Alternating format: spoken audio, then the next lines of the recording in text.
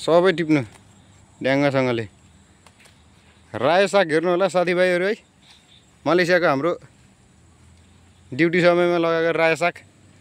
अब भोलिको लागि तरकारी एकदम सब्जी सब टिप्नु लगेर खानुपर्छ।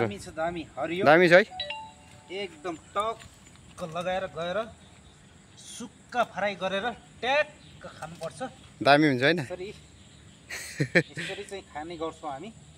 टक्क अर्ग्यानिक चिजहरू है, चिजहरू बनाएर ठ्याक्कै सेम हाम्रो नेपालको जस्तै आफ्नै हालले खेती गरेर यसरी खाने गर्छ। देख्न सक्नुहुन्छ दामी छ हरियो, एकदम दामी है त, एकदम दामी छ।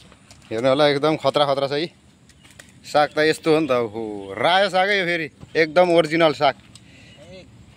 यो चाहिँ ओरिजिनल छ। हेर्नु होला यतातिर फर्सी पनि हेर्नु होला है, फर्सी पनि यस्तो लगाइरहेछ हामीले ड्युटी समयमा। ड्युटी हाम्रो खासै हल्का हुन्छ है, त्यही भएर चाहिँ यस्तो चिजहरू।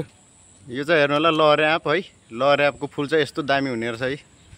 अनि यता लहरे आँप हेर्नु होला यस्तो तरिकाले फलिरहेको अवस्था छ है, दामी छ, दामी फलाइ पनि दामी छ।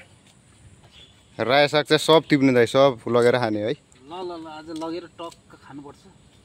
अब यहाँ दोस्रो लाउने हो, यति यो किराले पनि धेर सताउने रहेछ क्या यो सागलाई चाहिँ।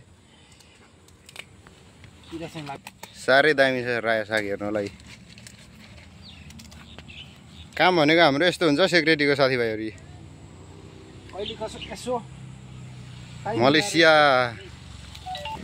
साग चाहिँ खतरा छ यो चाहिँ। यतातिर खुर्सानीहरू पनि छ, अनि यतातिर लहरे आँप चाहिँ यसो डेन्जरै हो। यो यस्तो खालको लहरे आँप त साह्रै स्वादिलो हुन्छ। यो चाहिँ हेर्नु होला यस्तो खतरा छ है।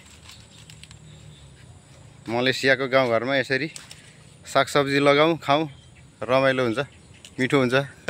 सब टिप्नु सब। अब यसलाई गोड्ने पनि हो।